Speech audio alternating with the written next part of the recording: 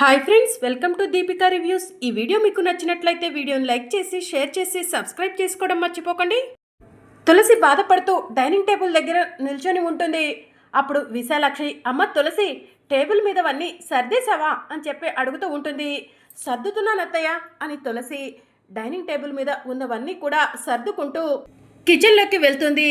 సిద్ధుకి తులసి మంచినీళ్ళు ఇస్తే తాగకుండా ఉండటం, టిఫిన్ పెడతా అంటే వద్దు అనటం, ఇదంతా కూడా తులసి గుర్తు చేసుకొని బాధపడుతూ ఉంటుంది. ఇక ఇదంతా కూడా దూరం నుంచి నీలిమ చూస్తూ ఉంటుంది. డౌటే లేదు, సిద్ధు తులసి అన్యోన్యంగా లేరు అని నీలిమ మనసులో అనుకుంటూ ఉంటుంది. తులసి బాధపడుతూ ఉంటే తులసి దగ్గరకు వెళ్ళి, తులసి ఏంటా కన్నీళ్ళు అని చెప్పి అడుగుతూ ఉంటుంది. కన్నీళ్ళ?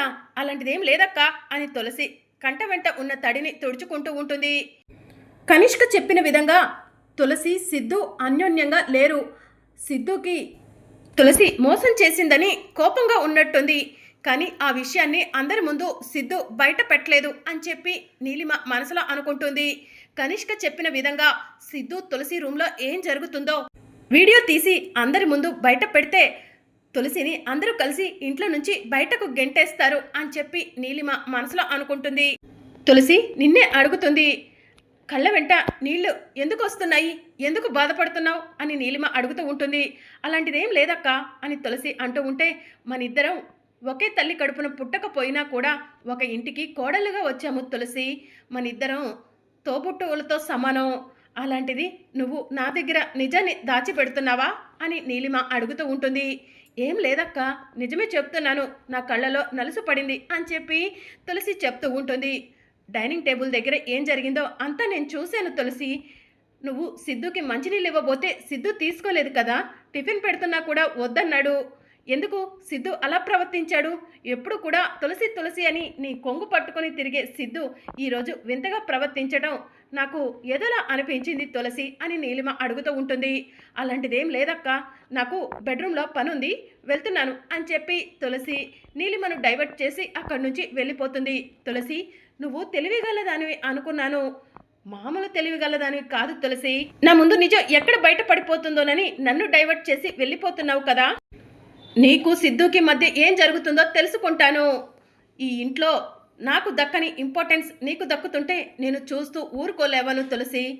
ఈ ఇంట్లో విలువ నాకు మాత్రమే దక్కాలి అని నీలిమ మనసులో అనుకుంటుంది. ఇక మరోవైపు జాను జయనందన్ ఇద్దరు కలిసి ఇంటికి వస్తారు. జయనందన్ని చూసిన లక్ష్మి, బాబు ఏంటి నీ ఒంటి మీద ఈ గాయాలు, షర్ట్ అంతా కూడా ఇలా తడిచిపోయిందేంటి అని చెప్పి అడుగుతూ ఉంటుంది.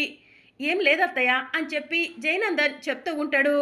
అమ్మ జాను, అల్లుడు గారికి ఏమైందో చెప్పమ్మా అని లక్ష్మి అడుగుతూ ఉంటుంది. ఇక జాను జరిగిందంతా కూడా లక్ష్మికి చెప్తూ ఉంటుంది. మీ ప్రాణాలకు తెగించి మీరు ఆ విశ్వాన్ని కాపాడారా అల్లుడు గారు అని లక్ష్మి అడుగుతూ ఉంటుంది. ఏమో అత్తయ్య, ఆ సమయంలో నాకు విశ్వాన్ని కాపాడటమే ముఖ్యం అనిపించింది, నా ప్రాణం గురించి నేను ఆలోచించలేదు అని జయనందన్ చెప్తూ ఉంటాడు. జై సార్, మీరు వెళ్ళి ఫ్రెష్ అవ్వండి అని జాను చెప్తూ ఉంటుంది. సరే జాను అని జయనందన్ అక్కడి నుంచి వెళ్ళిపోతాడు. జాను, అల్లుడు గారు ఇంతకుముందు మూర్ఖంగా ప్రవర్తించేవాళ్ళని నువ్వు చెప్పావు. తన గురించి తానే తప్ప ఎదుటివారి గురించి ఆలోచించరని చెప్పావు. ఉత్తి స్వార్థపరుడు, దుర్మార్గుడు, మూర్ఖుడు అని చెప్పావు. అవన్నీ కూడా నిజమే అనుకున్నాము. అవన్నీ నిజమే అయి ఉండొచ్చు జాను, కానీ ఆయనలో ఇప్పుడు మార్పు కనిపిస్తుంది. ఆయన నిజంగా మారినట్టు అనిపిస్తుంది జాను.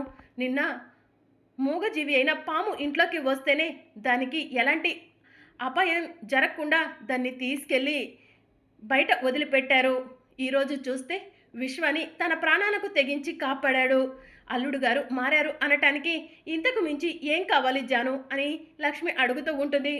జై సార్ నిజంగా మారారో మారినట్టు నటిస్తున్నారో నేను తెలుసుకుంటానమ్మా అని చెప్పి జాను అంటుంది. సరే జాను, అల్లుడు గారు మారారని నీ మనసు కనిపిస్తే నువ్వు అల్లుడు గారితో వెళ్ళి కాపురం చేసుకుంటావా జాను అని లక్ష్మి అడుగుతూ ఉంటుంది. తప్పకుండానమ్మా, జై సార్తో వెళ్తాను, ఆయనతో కలిసి ఉంటాను అని చెప్పి జాను చెప్తూ ఉంటుంది. అల్లుడు గారు మారిపోయారని నాకు అనిపిస్తుంది జాను, నీ మనసు కూడా త్వరలోనే అల్లుడు గారు మారారని చెప్తుంది. నువ్వు అల్లుడు గారితో వెళ్ళి కాపురం చేసుకుంటే చూసి సంతోషించాలని ఉంది జాను అని లక్ష్మి చెప్తూ ఉంటుంది. ఇక మరోవైపు సిద్ధు బెడ్రూమ్లో ఒంటరిగా కూర్చొని ఉంటాడు. తులసి రూమ్లోకి వెళ్తుంది. సిద్ధు తులసిని చూసి రూమ్లో నుంచి వెళ్ళిపోతూ ఉంటాడు. తులసి వెళ్ళి డోర్ లాక్ చేస్తుంది. అడ్డు తప్పుకో అని సిద్ధు అంటూ ఉంటాడు. ఏమండి నేను చెప్పేది వినండి అని తులసి అంటూ ఉంటుంది. ఇంకా ఏం చెప్పాలనుకుంటున్నావు నువ్వు అని సిద్ధు అంటూ ఉంటాడు. ఏమండి నేను మామయ్యకు ఎమ్మెల్యే సీట్ రాకుండా నేను మన సీఎం సూర్యప్రతాప్ గారితో మాట్లాడాను. అది నా తప్పేనండి. ప్లీజ్ అండి నేను ఇంకెప్పుడు కూడా ఇలాంటి పొరపాటు చేయనండి. నన్ను క్షమించండి. మీరు ఇలా మౌనంగా ఉంటూ నాతో మాట్లాడకపోతే నేను భరించలేకపోతున్నానండి. ప్లీజ్ అండి నన్ను క్షమించండి అని తులసి సిద్ధు కాళ్ళ మీద పడి క్షమాపణ అడుగుతూ ఉంటుంది. సిద్ధు తులసిని పక్కకు నెట్టేసి అక్కడి నుంచి కోపంగా వెళ్ళిపోతూ ఉంటాడు. ఏమండి ప్లీజ్ అండి అలా వెళ్ళకండి. నేను చెప్పేది ఒక్కసారి వినండి. నేను ఇలా ఎందుకు చేశానో అన్నీ మీకు వివరంగా చెప్తానండి అని తులసి అంటూ ఉంటుంది.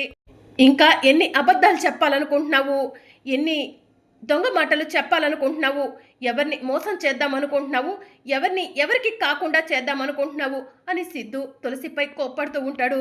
ఇన్ని రోజుల మన కాపురంలో మీరు నా గురించి తెలుసుకుంది ఇదేనా అండి అని తులసి అంటూ ఉంటుంది. నువ్వు ఏ రోజు నాతో కాపురం చేశావు? ఏ రోజు నేను దగ్గరికి వచ్చినా కూడా నన్ను దూరం పెడుతూనే ఉన్నావు కదా.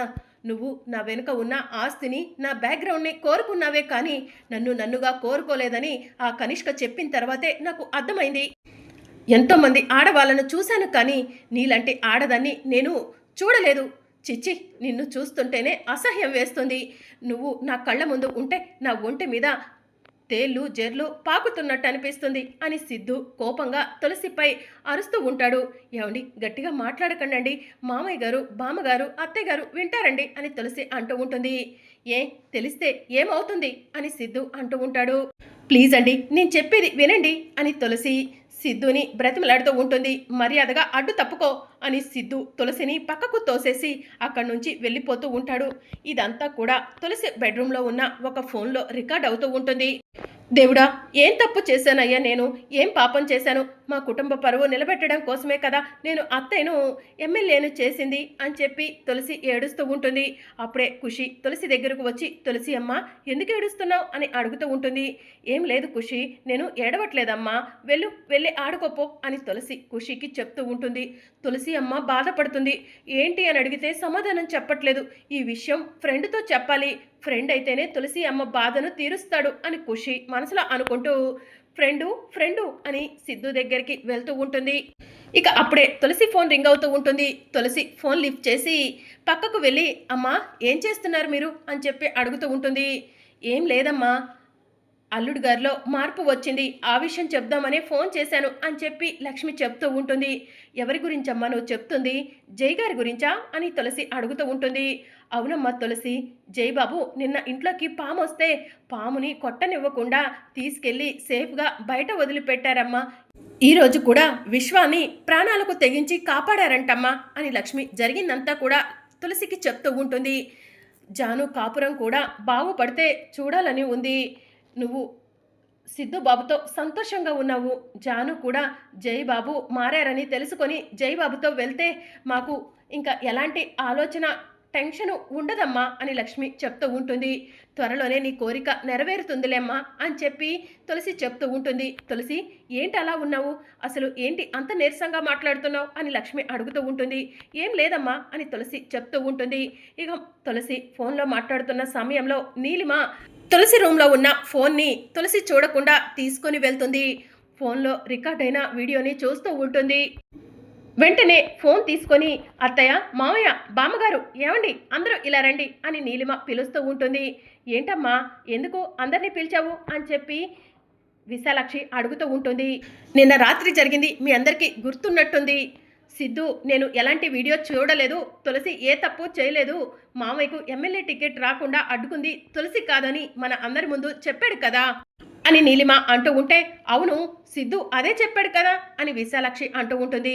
కానీ మామయ్యకు ఎమ్మెల్యే టికెట్ రాకుండా అడ్డుకుంది తులసి. ఆ విషయం సిద్ధుకు కూడా తెలుసత్తయ్య, ఆ విషయాన్ని సిద్ధు దాచిపెట్టాడు అని చెప్పి నీలిమ చెప్తూ ఉంటుంది. ఆ కనిష్కలాగా నీకు కూడా పిచ్చి పట్టిందా ఏంటి నీలిమ అని విశాలాక్షి అంటూ ఉంటుంది. మీరు ఇలా అడుగుతారనే అసలు సిసలైన ఆధారం తీసుకొచ్చాను చూడండి అని నీలిమ ఫోన్లో ఉన్న వీడియోని చూపిస్తూ ఉంటుంది.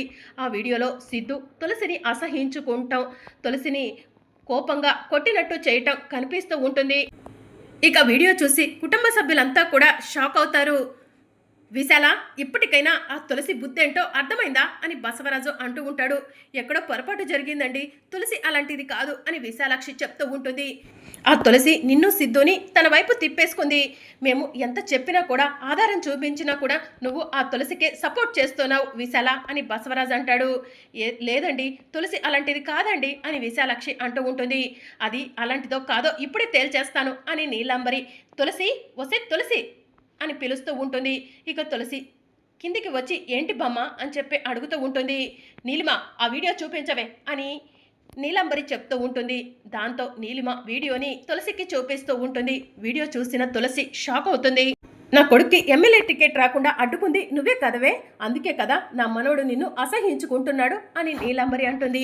బామ్మగారు, నేను చెప్పేది వినండి అని తులసి అంటూ ఉంటే, ఇక నువ్వు చెప్పటానికి మేము వినటానికి ఏం లేదే. నా కొడుకు ఈ పాటికే ఎమ్మెల్యే అయ్యి పార్టీ ఆఫీస్లో దర్జాగా కూర్చొని ఉండేవాడు. నీ వల్ల నా కొడుకు పరువు పోయింది. నా కొడుకు ఎమ్మెల్యే అవ్వకుండా చేశావు. నీలాంటిది మా ఇంట్లో ఉండటానికి వీల్లేదే, వెన్నుపోటు పొడిచావు కదవే అని నీలాంబరి తులసిని ఇంట్లో నుంచి బయటకు గెంటేస్తూ ఉంటుంది. అప్పుడే సిద్ధు వచ్చి, బామ్మ ఏం చేస్తున్నారు మీరు అని అడుగుతూ ఉంటాడు. ఒరే సిద్ధు, నువ్వు దాచినా కూడా నిజం బయటపడిందిరా. ఈ తులసే మీ నాన్నకు ఎమ్మెల్యే టికెట్ రాకుండా అడ్డుకుందని అర్థమైందిరా అని నీలాంబరి అంటూ ఉంటే సిద్ధు షాకింగ్గా చూస్తూ ఉంటాడు. మరి అప్కమింగ్ ఎపిసోడ్లో ఏం జరగనుందో తెలుసుకోవాలనుకుంటున్నారా? అయితే ఛానల్ను సబ్స్క్రైబ్ చేసుకొని సపోర్ట్ చేయడం మర్చిపోకండి. Thank you for watching.